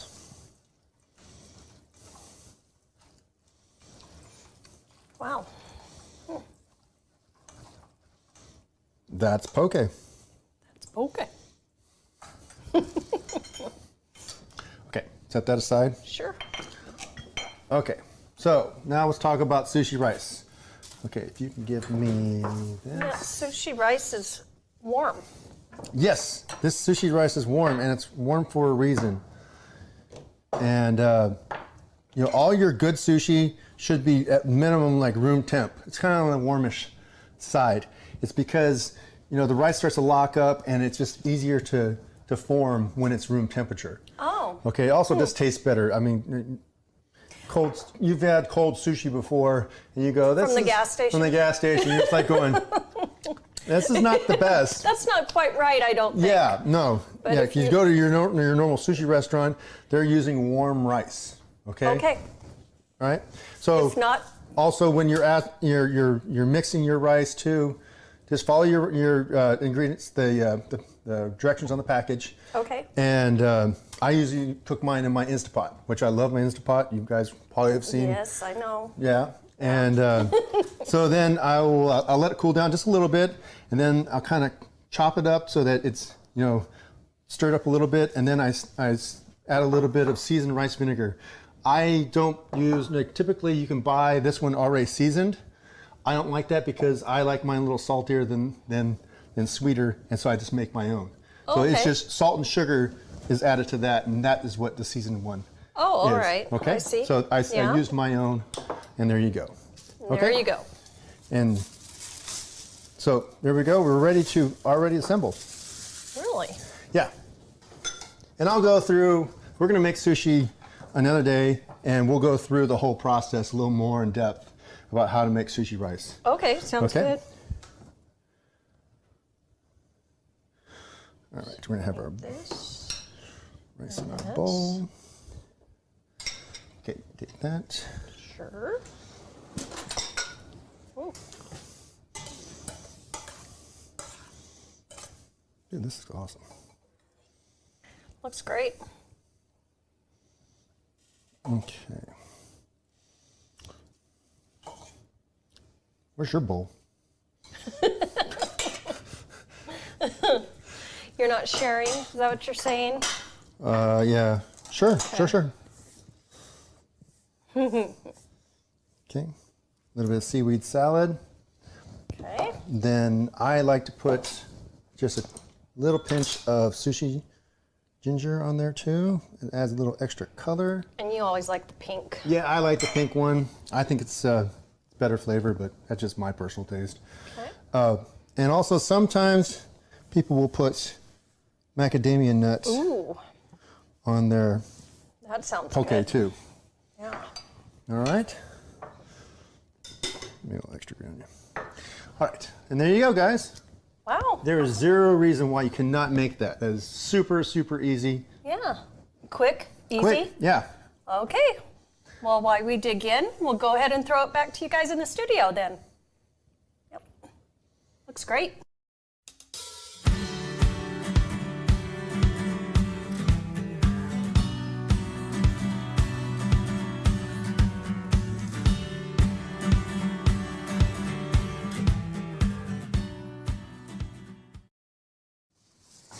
Welcome back in studio for that was an easy recipe, and let me tell you, because we get to eat them all when Chef's done, it is fantastic, healthy, flavorful, and easy to make. Okay, gonna jump out for a quick break. We come back, we're gonna have Sean Kyer on from Northwest Fishing Partners. Great, insightful group, lots going on for them. Albeit now is a very, very hard and for some an emotional time with the closure of fishing. And we'll get into all the reasons why in that regard when we get Sean on the phone here after the break. So don't go anywhere. Stick with us. We'll be back right here on FHN. Marine is the one-stop shop for the Pacific Northwest angler. Whether you are looking for a small skiff to fish the Sound or rivers or a huge offshore tuna machine, Defiance Marine has it. At Defiance Marine, be sure to power your boat with a Honda outboard package. Take advantage of the reliability and 5-year top-to-prop warranty on your Honda outboards. Our service department is always here to help and serve you as the customer. Did you know Defiance Marine has boat financing experts to help get you the best term rates on your new boat purchase. If you need financing for that new boat, call us today.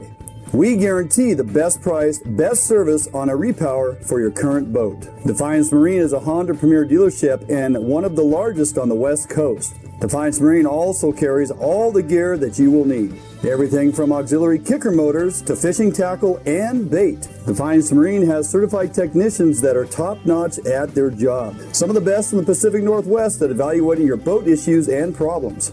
Stop in today or give us a call for all your needs at Defiance Marine.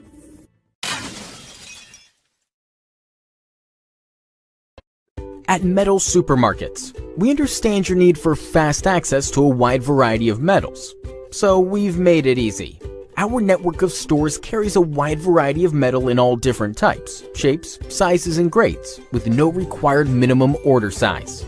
Who could ask for more? Simply tell us your dimensions online, on the phone, or in store, and we'll cut or process the metal to your desired size, often while you wait. We offer same-day service and can deliver the metal right to your door or job site. We even source hard-to-find metals, so no matter what you're looking for, Metal Supermarkets can provide it for you.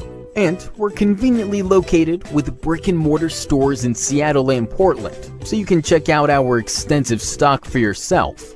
Superior customer service is guaranteed. Quality service from real people who know metal.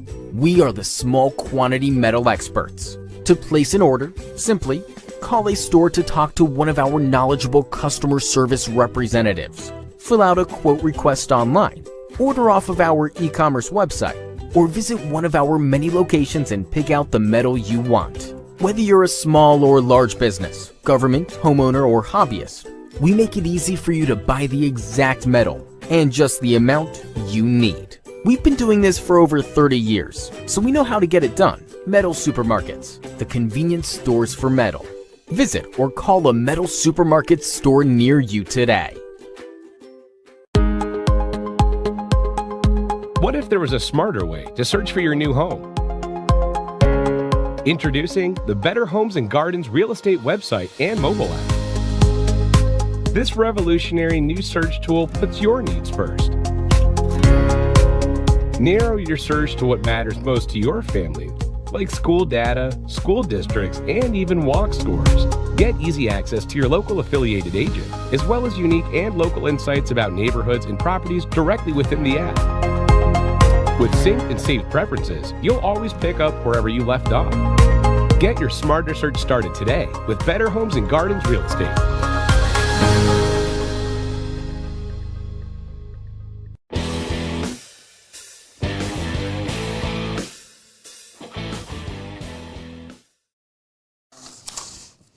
Hey, welcome back in studio. Dwayne England here, solo, of course, as we are still in COVID-19 lockdown, so to speak, or quarantine. But with that, we appreciate all the folks tuning in tonight. Lots of great questions, lots of good dialogue.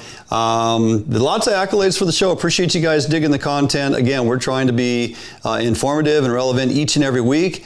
If you have things going on out there that you want us to cover, the best way to provide that information to us is to get a hold of us via Facebook, Messenger, or post information on our page there, and we'll track you down and have that conversation. So with that, one such gentleman that did exactly that a couple weeks ago, Sean Kyer, is the staff Commodore for Northwest Fishing Partners, and he reached out to me, it was last week actually, before the show, and kind of brought me up to speed as to what they have going on in their organization and what they're all about. So he organized this group ideally dealing with first responders and PTSD and also military folks as they struggle through post-traumatic stress syndrome. And he felt compelled to put a group together and a means of reaching out to these folks. Again, there's medications in all different realms. And Sean has put together an organization that helps persons deal with post-traumatic stress in their day-to-day lives and gives them an outlet. So I'd like to welcome Sean to the show. Thanks for taking time to join us tonight, and first time on. How you doing? I'm doing good, Dwayne. Thank you. It's an honor to be on board with you tonight. First off, would like to definitely give out a huge shout out to all of our first responders and military that are on the front lines helping to fight this pandemic that's going on. So hats off to the ladies and gentlemen out there on the front lines. Appreciate that. So you started Northwest Fishing Partners about back in 2017, I believe? Yeah, 2017 is when we became actually an official 501c3. I started a few years earlier than that. Okay. And your motivation behind organizing this group or putting it together was from what? Well, I'm a former first responder. I was a volunteer firefighter for a number of years over in Eastern Washington. And it was based after a motor vehicle accident, very tragic, where I actually had a toddler no older than my youngest grandson of about 7 or 8 years old that passed away in my arms. Yeah, sorry to hear that. And it was tough. I had 2 attempts on my own life. They were obviously unsuccessful, and there was a reason for that. At the time, I wasn't aware of it, but today, since I started the organization, I know what that mission is, and that mission is for our first responders and military. So what type of a program have you put together? Northwest Fishing Partners, you are working with different groups and community groups or fishing groups, hunting groups, and getting folks access to an opportunity to be out on the water, in the woods. What's the main focus? The main focus is using fishing therapy, and it actually has a name. It's called pescatorial therapy. Okay. It's been clinically proven to reduce stress and to help in the healing process for those with PTSD and other stress-related illnesses. Dr. Scott Mosier did a big study on it. There's some stuff online that you can find on his articles that he wrote, but he did a study on pescatorial therapy, and that's what we based our program off of, was his write-up. So we provide fishing therapy for our heroes. Nice. So if somebody has a friend, a coworker, an acquaintance, family member that is former or still in military service or first responder, either currently active or retired, that is dealing with some issues and could use an outlet such as this. I mean, this is a form of therapy, or for some, this is their medication, man. Get them outdoors, get them experiencing something that gives them a reason to live for. How does one get involved with this? How do you forward the information to you or your counterparts within the organization to get somebody's name recognized, to be contacted and hopefully get them out on a trip? Well, what we've done is it's all been by social media. I have a big shout out to another organization I'm sure we're all aware of, is the Fallen Outdoors, sure, which they are all military. So because we do first responders, I was able to get things going from them. They've helped me out greatly during my tenure with the organization. I've since stepped down as the Commodore, but they were a great help to our organization. And I have to say, if you're military, the Fallen Outdoors is fantastic. They've got hunting, fishing, all kinds of outdoor activities. Our main focus, though, is fishing. That's all that we do. Gotcha. We are starting to pick up a little bit of hunting. We have a couple of our staff members or volunteers that are avid duck hunters, deer and elk, big game hunters as well. So those doors are starting to open up as well through our organization. So along with the first responder military program that you have up and running and currently going, albeit fishing is shut down right now, so you've kind of launched a movement that you're wanting to get folks to be familiar with. You're generating monies for our charter, Save Our Charter Fleets, and this includes Washington, Oregon, and Idaho, doesn't it? It's Washington and Oregon. It's the coastal charter fleets that are really suffering the worst from this. Yeah, we do have a lot of guides that this is their sole source of income. Sure. But our charter fleets, because we're based in Washington, the charter fleets are the ones that we depend on the most to really get our heroes out on the water. And if we lose these charter fleets from this shutdown, we're going to be stuck. Yeah. Don't get me wrong, we have a lot of fantastic volunteer skippers, but they're not charters. not every one of our volunteers has the means to get offshore 20, 30, 40, 50, 100 miles out for tuna, bottom fish, what have you. Not all of our volunteers have that access. So that's why we need our charters. And if we lose those charters, if the state loses those charters, the communities that they're in, Westport, Ilwaco, Nia Bay, La Push, down to Depot Bay, all up and down the coast here, if we lose those fleets, those towns are going to die. Yeah, absolutely. So your movement is to help generate monies to keep these charters afloat, no pun intended. So what can folks do? Where can they find the information? How do they log in to help you guys out? Where does the money go? They can go to our website, which is, I think you had it up there on the screen with our logo up there, the www.nwfpr.org. And if you go to our website, at the very top next to our logo on the right side on the top is Help Save Our Charter Fleets. Okay. And you can donate securely through PayPal to our organization.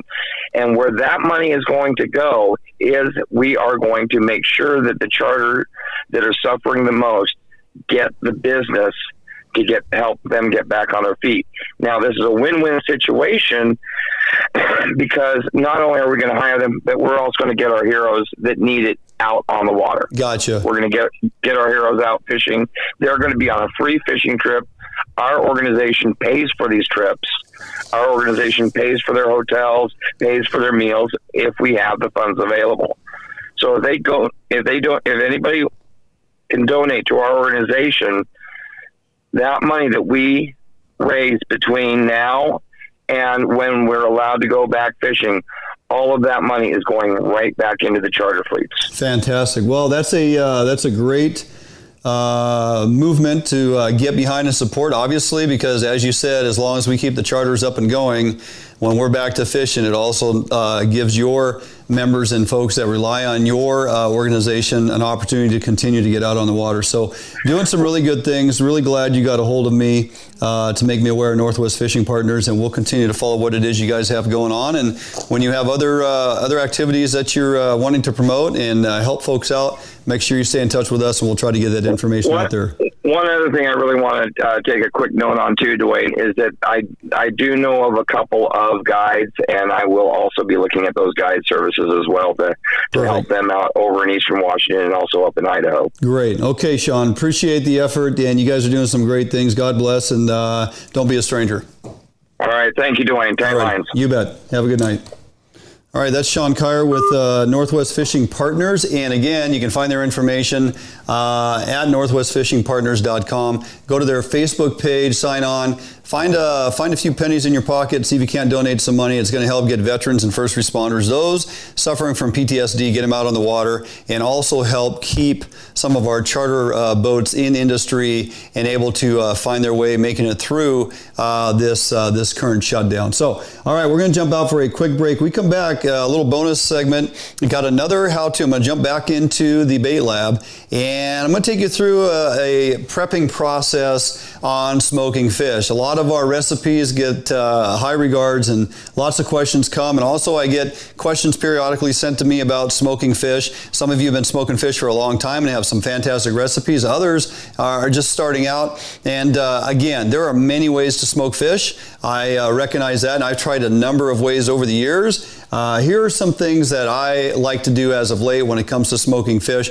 I'm going to walk you through a couple different things that you can do with Chinook and triploid rainbow. We're talking about fish of different thicknesses. How do I get those to smoke up evenly, or what are some things we can do that makes your smoking process just a little bit more successful? So jump out for a quick break. We come back, we'll be in the bait lab.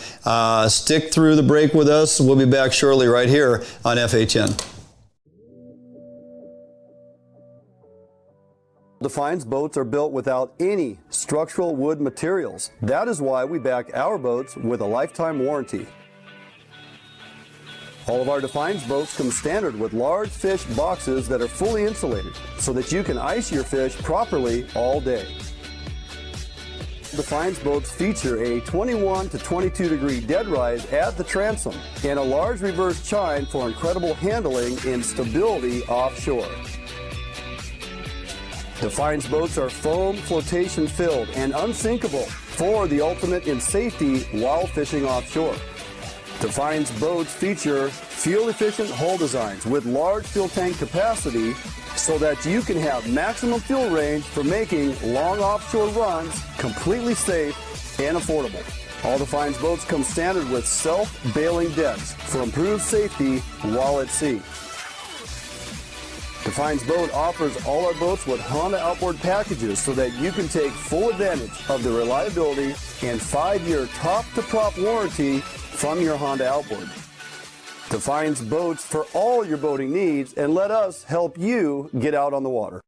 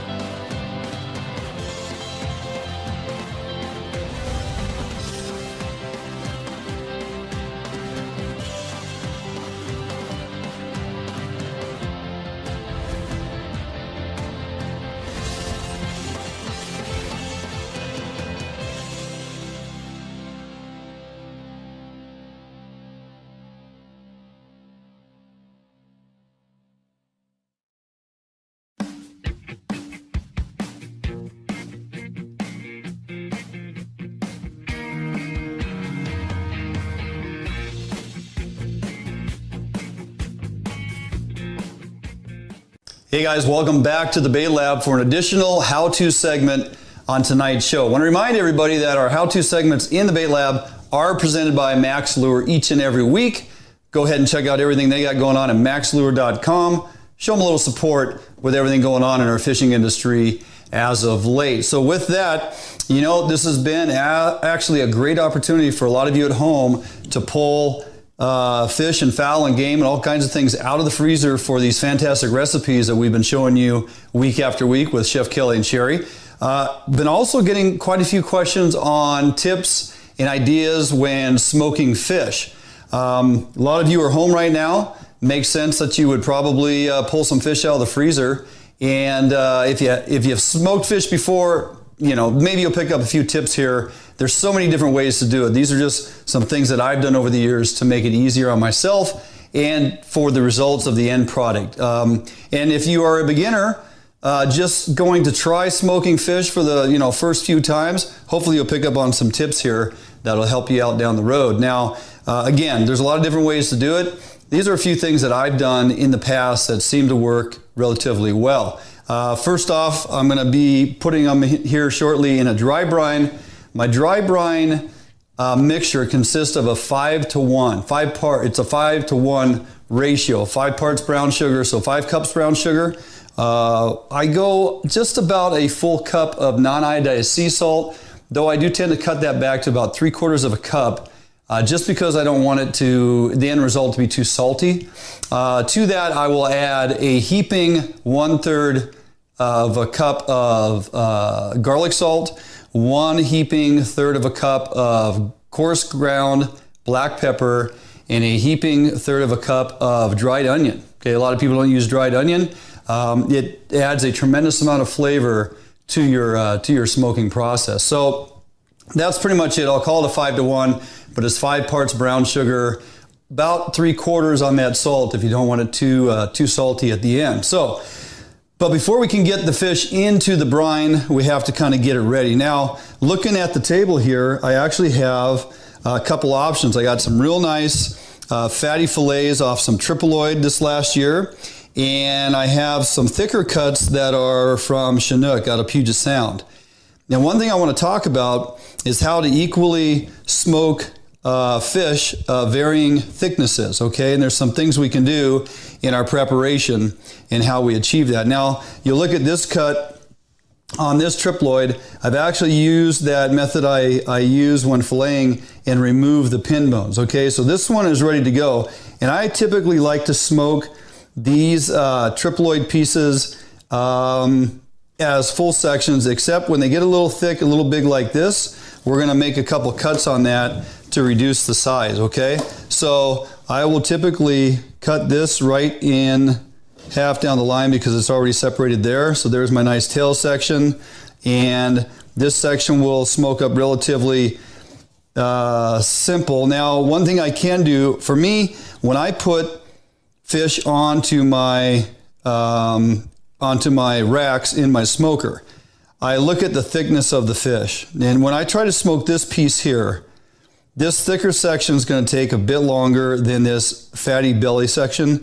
So I actually will cut this proportionately in so that it actually equals this other part. Now I got two pieces of equal size. When I'm putting fish on my racks in my smoker, I always try to put them, align them with thin pieces all go on one or two racks. The medium thickness will be on a rack, and similar same size pieces on a rack. That way, as these smoke over time, you can pull the thinner ones off early. This will probably smoke up in about 3 hours. These thicker pieces will probably take 4 to 4.5 hours. Again, I smoke at 120 degrees. I keep it down at about 120, nice low heat, lengthier smoke, so it gets a lot of smoke flavor to it. And I will keep an eye on it. I gauge my temperature, I adjust my temperature on my smoker, and for the most part I'm using a little chief. I have a big chief, but it gets a little too hot and it's hard for me to control the temperature. With the little chief, I've got it rigged with a thermometer, and I keep an eye on it. I make sure I keep that heat very consistent, smoke it at about 120, and just keep an eye on the fish. Again, the thickness of your fish is going to dictate the length of time of smoke that you're putting on there. So these are all ready to go, and I'll toss those in the bucket. We're going to roll those into the brine in a little bit. Now, this Chinook section, the difference between these two pieces here is this line here still has the pin bones in it. This is one I filleted and cut into pieces and did not remove the pin bones, but we can still do that. I like to do that when I'm smoking fish because when people enjoy fish, instead of having to pick through bones and whatnot, if you can prep it, and again, the separation, as they say, is in the preparation. And for me, smoking fish, I like it to be as much, 99% bone-free if I can get it there. So one thing we can do is we can remove these pin bones here like we did on this one. Now, this one's already got the bones out. Again, differences in thicknesses here. I like to cut this one right about here, okay? That's gonna match up with that triploid thickness piece as well. And so when those go on the rack, similar thickness, once again, this one here, we'll just cut that into a couple pieces of equal size. And I have plenty of other pieces in the tub over here that are in about that size of portion. Okay, now to get these pin bones out, we're just gonna turn this, and I can see that line of pin bone right here. And if you want, you can scrape those up little bit with your knife right there and expose them. You can actually see that whole line. So now, because the pin bones go out that way up towards the top, you're just going to draw this line right along the bones. And you don't even have to push that hard. If you have a relatively sharp knife, which you should have a sharp knife, you're going to push that down in there and just lightly glide it along. You can feel it kind of ticking along those bones. Just the tip of the knife, it just rubs along each one of those bones as it goes down. Real light pressure, it's going to cut through the meat very simply, and you can basically chase that on down, okay? Again, this is just to get the pin bones out, because I like to be able to present people with a nice piece of fish that is completely bone free. So there's that thick cut right there. All the bones are out of that. Still got skin and fat on the back side. We'll cut that one in half. Throw that in the tub. Now this here, we still got the pin bone in this piece. So now we go on the other side of this pin bone line. Again, you're pushing the knife slightly away from you. Just draw it right through the flesh of the meat. Okay? And we're going to give up this little strip of meat, but it really is not all that much. That takes all the pin bones out of there. Now again, we have a real nice cut right here. We're going to take it down the middle, try to make these equal size. This is a little larger, so we'll cut those into thirds. And here's your, again, these sections are about the same thickness. They got the belly fat on them. They'll smoke at a different speed or rate than those thicker pieces, okay? So we'll set those in the tub. And remember, as I put these onto my racks, I'm aligning the racks with similar same size pieces so that I can simply pull an entire rack off when it's done. Works out pretty good. Let's get the pin bones out of this last triploid piece here. Now, again, you can rake it up with your knife a little bit and you can put them on edge and you can see it. I always like to do the high side first and come back and do the inside of it second. So I can start about there, draw the knife right along those pin bones.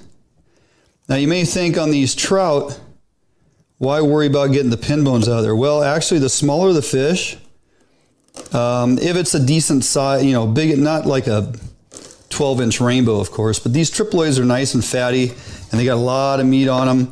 And it's just nice to be able to eat those fish and not have all them bones that you're picking through and spitting out. So I just remove them ahead of time. Then I smoke this stuff up, no bones in it.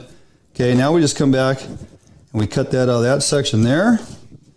And we're going to take this just like that other one. We're going to cross cut it here. There's your tail section. Here's your high piece. And again, I'll have a bunch of these fatty strips that smoke up similar in their size. And this one here is pretty thick again, so I'll go ahead and trim that down. Create equal size pieces there, and then here's your belly section.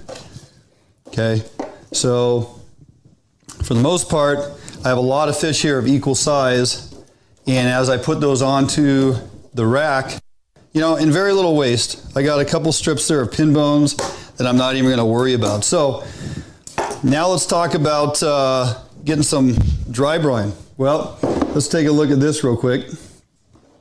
So here's my mixture of my dry brine, and this is just that 5-to-1, lots of brown sugar, have some pepper in there, some coarse ground pepper, and I have that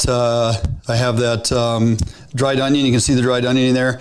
It's just a recipe that I've done for years. It works very well. It adds a lot of flavor to the fish.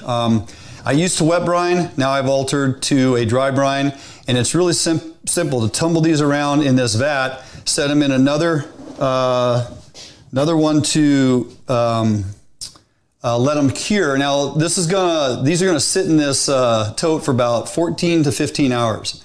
And then I'll go through a rinsing process, okay? So basically, if you haven't smoked fish before, it's really pretty easy in how we go about doing this. So you just grab these pieces of various sizes, and all we're doing is making sure we get a good coating of this dry brine on here. I'm actually just kind of rubbing it into that flesh on that, you know, that meat there.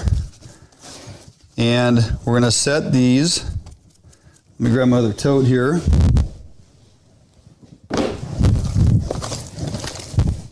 We're just going to set these in another container, because what'll happen as this progresses, it'll start drawing the moisture out of all that meat, okay?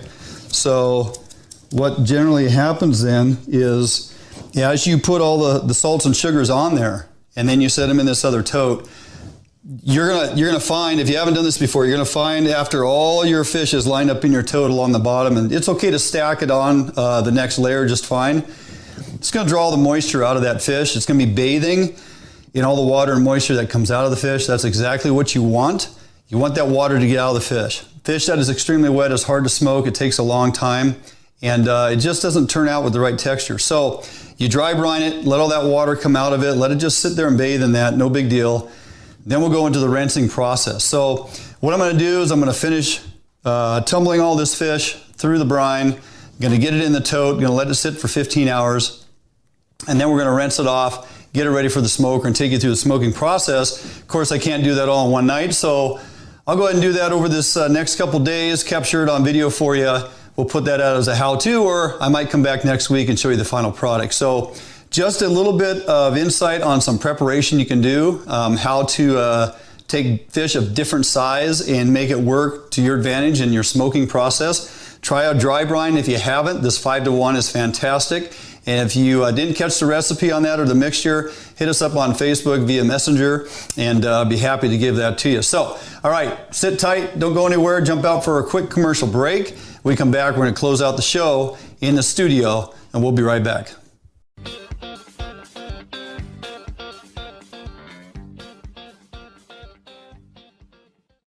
At Metal Supermarkets, we understand your need for fast access to a wide variety of metals. So we've made it easy. Our network of stores carries a wide variety of metal in all different types, shapes, sizes, and grades, with no required minimum order size.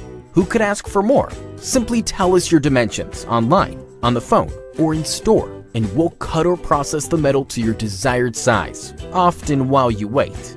We offer same-day service and can deliver the metal right to your door or job site. We even source hard-to-find metals, so no matter what you're looking for, Metal Supermarkets can provide it for you. And we're conveniently located with brick-and-mortar stores in Seattle and Portland, so you can check out our extensive stock for yourself. Superior customer service is guaranteed. Quality service from real people who know metal. We are the small quantity metal experts. To place an order, simply call a store to talk to one of our knowledgeable customer service representatives. Fill out a quote request online, order off of our e-commerce website, or visit one of our many locations and pick out the metal you want. Whether you're a small or large business, government, homeowner, or hobbyist, we make it easy for you to buy the exact metal and just the amount you need. We've been doing this for over 30 years, so we know how to get it done. Metal Supermarkets, the convenience stores for metal. Visit or call a Metal Supermarket store near you today. Hey, welcome back in studio as we close out the show here. Appreciate everybody hanging in there through that. Hopefully you picked up a couple things out of the Bait Lab tonight, either on the first presentation or the second one there on prepping for smoking fish. If you give any of that a try, go ahead and hit us up here on Facebook or on the Messenger. Let us know how your results turned out. Let me know if you've picked up on something new that you were not doing and are now going to try.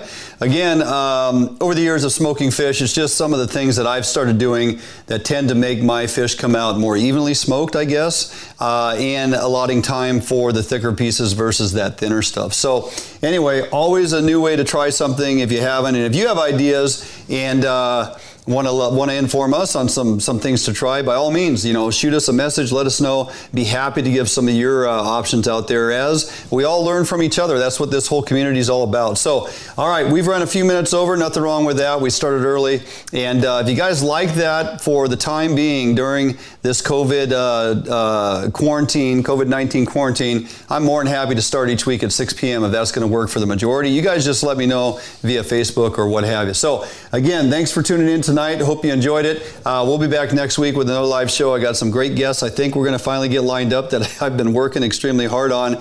Just depends on what they have going on. So we'll see if we can't get them to jump on the phone with me and put together another fantastic show. Be relevant throughout the week on our Facebook page, as we will be continuing to bring you the latest updates and news that's going on. And drop us a line. Let us know how you're doing. Take care. Stay safe. Wash your hands. We'll see you next Thursday right here.